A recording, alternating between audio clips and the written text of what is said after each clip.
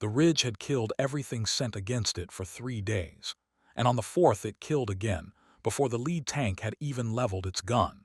A single 47mm round came out of a slit no wider than a man's hand, crossed the open ground in a fraction of a second, and opened the Sherman's flank like a tin lid. And the crew inside was gone before the smoke cleared the hull.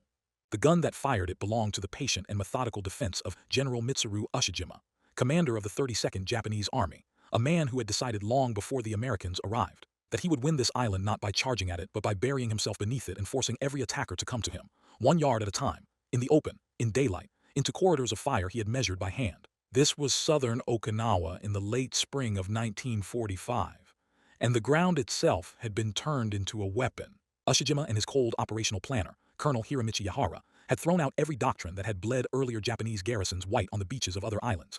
There would be no screaming charge into the surf here. Instead, they had carved the coral ridges that guarded the old capital at Shuri into a fortress that lived underground. Miles of tunnels and galleries and reverse slope chambers linked together, so that a gun could fire from one hillside, and a replacement could fire from the next while the first withdrew into the rock to reload in safety. Every approach had been paced off and pre-registered weeks in advance. Every firing port was screened with brush and set low into the stone, and the muzzle blast was swallowed by the hillside before any observer could fix its source. The Americans climbing those slopes were not fighting an army they could see. They were fighting an army that struck from inside the earth and then vanished back into it. And that single fact had already broken every assault thrown at the line. For the infantry crawling up the coral, the problem was as simple as it was unsolvable. There was nothing to shoot at.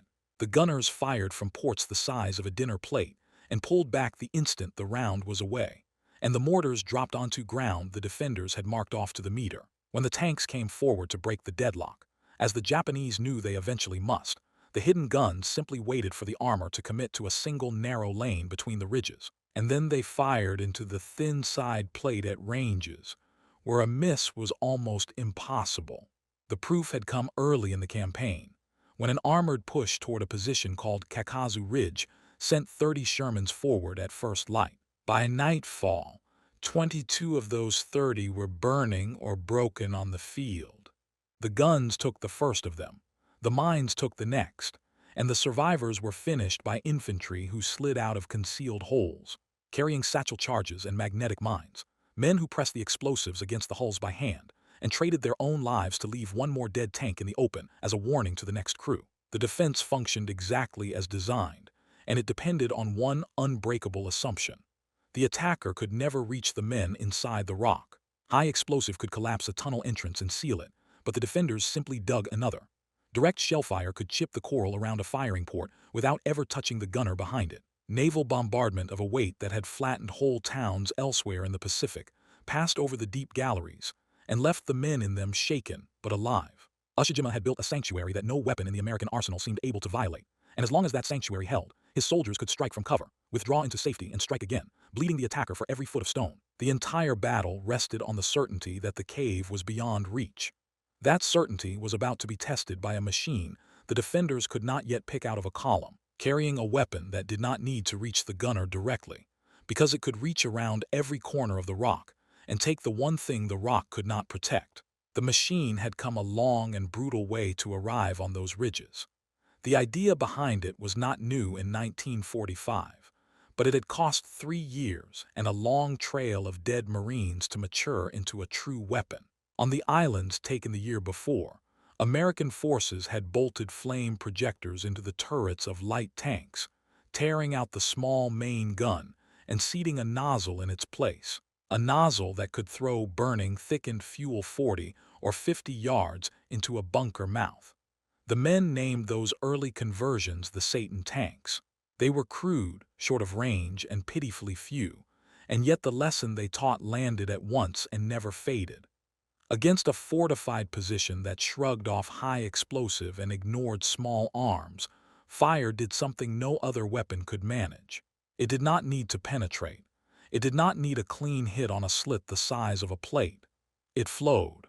It poured through every crack and seam, filled every chamber, devoured the air the defenders needed to breathe, and turned the corners of a tunnel that no bullet or shell could ever follow.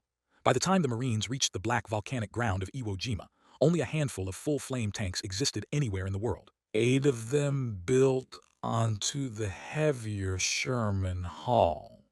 On an island that cost the United States nearly 27,000 casualties, 8 tanks should have disappeared into the footnotes of the record. Instead, the men who fought beside them named them the single most valuable weapon on the field, the thing the infantry called for first and mourned the hardest when one was lost. 8 machines had rewritten the arithmetic of the Cave War, and the lesson was not wasted. What came ashore on Okinawa was that hard knowledge industrialized. The Army had taken the bleeding experience of the earlier islands and built a dedicated machine around it, a flame-throwing Sherman developed in the workshops of Hawaii and labeled, in the dry language of the Chemical Warfare Service, the Pacific Ocean Area Flame Tank. From any distance, it was nearly impossible to tell apart from an ordinary Sherman grinding up the line, and that resemblance was itself a weapon, because the Japanese gunners could not know which tank in a column carried a 75mm cannon, and which carried a nozzle and a belly full of thickened fuel. Inside, where the main gun should have sat, there was instead a flame projector fed by close to 300 gallons of napalm-thickened gasoline, enough to burn in long, sustained ropes of fire rather than the brief coughing spurts of the earlier conversions, and enough reach to push that fire out toward and beyond 100 yards. 54 of these machines landed with a single specialized formation built for one purpose and no other. The 713th Tank Battalion existed to carry fire to the caves of the 32nd Army, and to nothing else. The riflemen who had already watched conventional armor burn to slag on these same slopes began to call them the blowtorches. The name was not affection, it was description. But the blowtorch carried a weakness that balanced its horror, and the crews who rode inside it understood that weakness with every yard they advanced. The flame projector had reach, but it was not the reach of a cannon. To do its work, it had to crawl in close, far closer than any sane tanker wanted to be, directly into the killing zone that Ushijima's 47mm guns had been positioned to rule. The same hull now carried nearly 300 gallons of fuel that wanted nothing more than to ignite, and a single well-placed round into that reservoir would do to the flame crew exactly what the flame was built to do to the enemy. These men were marked from the moment they crested a ridge. They drove forward knowing the defenders would identify the threat the instant the first stream of fire confirmed which tank was which, and would turn every gun, every mortar, and every suicide team they possessed onto that one machine before it could empty its tanks into the hillside. So the confrontation was set, a clash with no real parallel in the war being fought half a world away in Europe. On one side stood a general who had carved a kingdom out of solid stone for the explicit purpose of making the American advance unbearable, a commander who counted on the cold certainty that no soldier could survive long enough in the open to silence guns he was never permitted to see. On the other side crawled a column of unremarkable-looking tanks carrying a weapon engineered to reach into the one place Ushijima believed lay beyond any attacker's grasp. The defenders had already burned the conventional Shermans on these ridges and counted it an easy victory. They had not yet met the tank that burned back.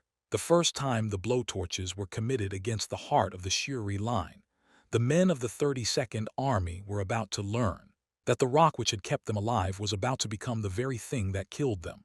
The fire had not yet been lit, but it was coming for the caves, and the caves had no answer for it. The first true test came against the ridges that screened the western approach to Shuri, where the 713th was committed in support of infantry that had already failed to take the same ground twice. The method the crews used had no elegant name in the field manuals, but the men who watched it work called it the blowtorch and the corkscrew, and it was the only thing on the island that consistently broke a fortified cave. The corkscrew came first.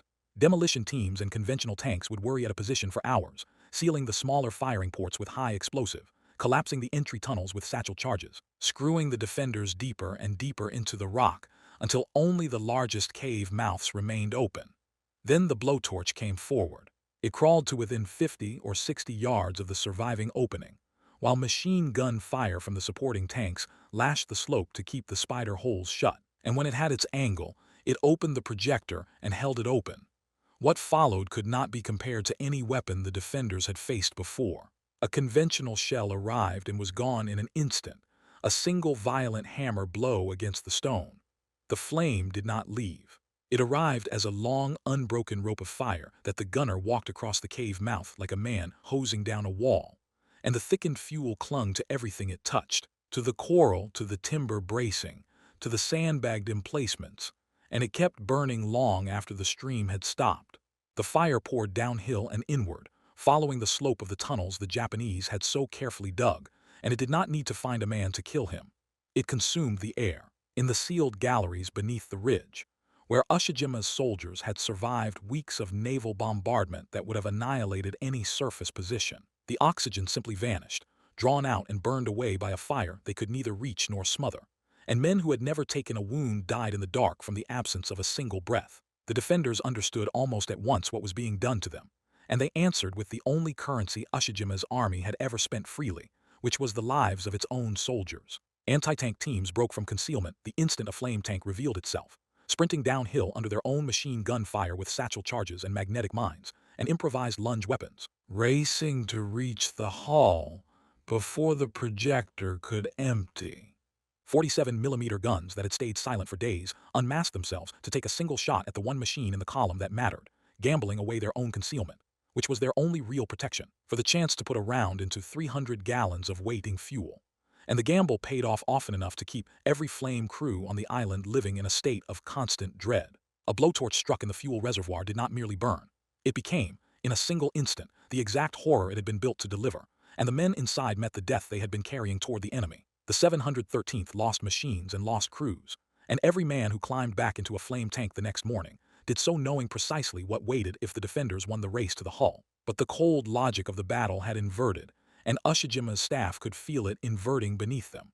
For 2 months the fortress had functioned exactly as designed. Every time the Americans pushed armor into the corridors, the guns had killed the armor, and every time the infantry came on alone, the mortars and the interlocking machine guns had cut them down in the open. The entire system depended on one unbreakable assumption, that the attacker could never reach into the caves, that the rock would always shelter the men who fired from it, that the defender could strike and withdraw and strike again from a sanctuary. No weapon could violate. The flame tank shattered that assumption position by position.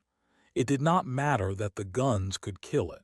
The guns could only kill so many, and behind every flame tank that died, there were more grinding up the line, 54 of them at the start, fed by a battalion built for nothing else, carrying a weapon that turned the defender's greatest strength into a sealed tomb. The very depth that had kept Ushijima's men alive under the heaviest bombardment in the history of the Pacific now worked against them. Because the deeper the gallery, the more certainly the fire would settle into it and stay, and the harder it became for anyone trapped below to climb back toward the light and the air.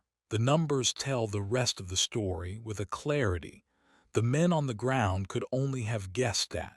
Across the long grinding weeks of the campaign, the flame tanks of the 713th poured something on the order of 200,000 gallons of thickened fuel into the ridges and caves of the 32nd Army. The battalion's machines were turned again and again onto the positions that had stopped everything else, and the positions that had been impregnable to high explosive and to direct assault came open under fire. One cave mouth at a time, one corridor at a time, one suffocated gallery at a time. The cost in tanks and in crews was real, and it was constant. But the line that Ushijima had built to be unbreakable was breaking, and it was the blowtorches, more than any single other weapon, that the infantry credited with breaking it. By the middle of May, the pressure had become structural.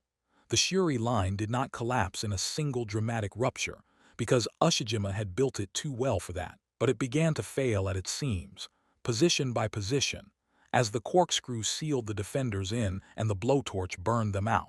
And the riflemen took the ground that the fire had emptied.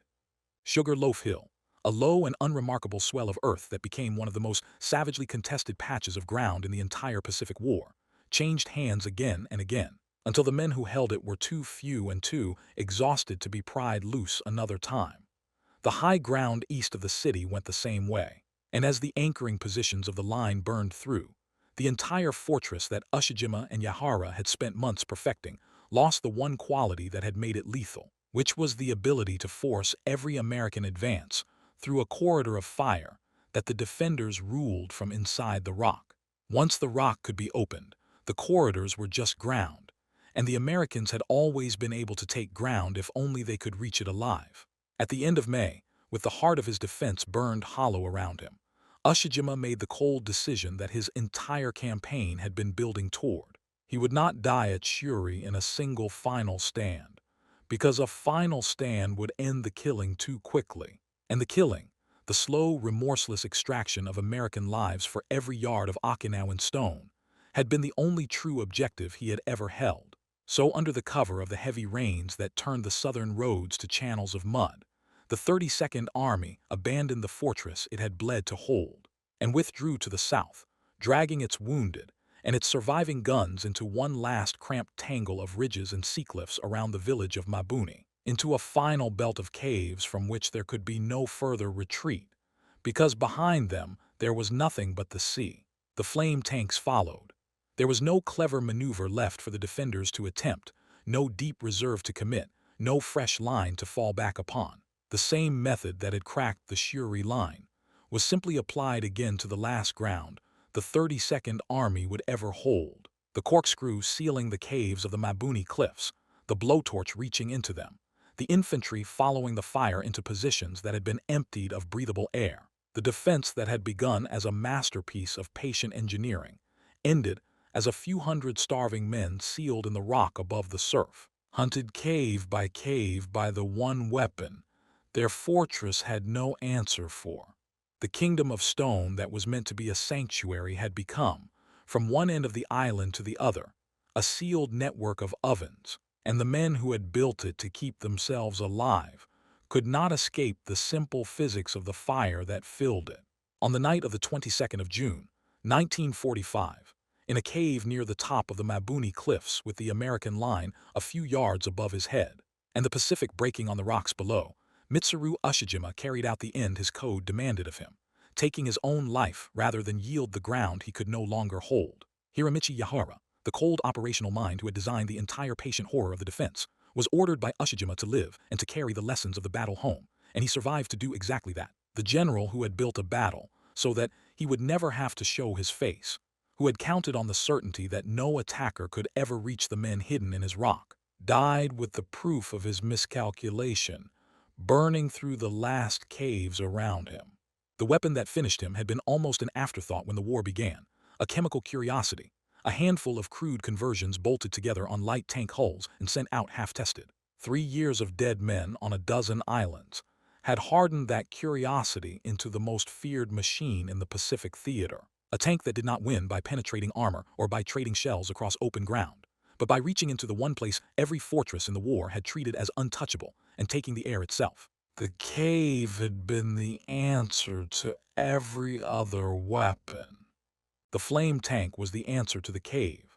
Ushijima had built the most sophisticated underground defense of the entire conflict, on the certainty that his sanctuary could not be violated, and a column of unremarkable Shermans carrying nozzles instead of cannon had proven him wrong, gallery by gallery, until the fortress of stone fell to the fire it could not put out. If this account of the blowtorches and the cave war they fought brought the battle to life for you, leave a comment with the campaign you want examined next and the fire it took to win it.